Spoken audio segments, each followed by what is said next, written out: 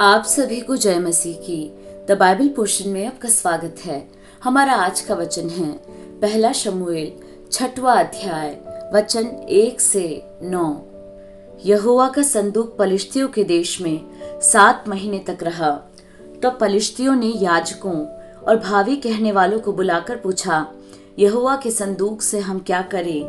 हमें बताओ कि क्या प्रायश्चित देकर हम उसे उसके स्थान पर भेजें। वे बोले, यदि तुम इस्राएल के देवता का संदूक वहां भेजो तो उसे वैसे ही न भेजना, उसकी हानि भरने के लिए अवश्य ही दोष बलि देना, तब तुम चंगे हो जाओगे और तुम जान लोगे कि उसका हाथ तुम पर से क्यों नहीं उठाया गया। उन्होंने पूछा, हम उसकी हानि भरने के लिए कौन सा दोष बलि दें? वे बोले, पलिश्ती सरदारों की गिनती के अनुसार सोने की 5 गिलटियां और सोने के 5 चूहे, क्योंकि तुम सब और तुम्हारे सरदार दोनों एक ही रोग से ग्रसित हो।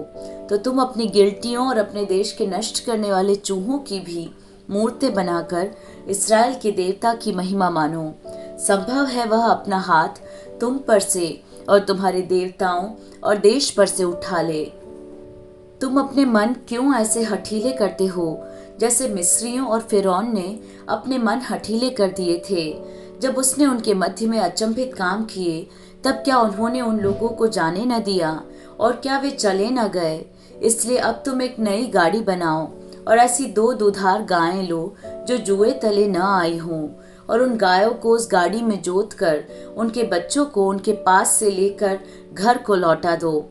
तब यहोवा का संदूक लेकर उस गाड़ी पर रख दो, और सोने की जो वस्तुएं तुम उसकी हानि भरने के लिए दोषबलि की रीति से दोगे, उन्हें दूसरे संदूक में रख के उसके पास रख दो।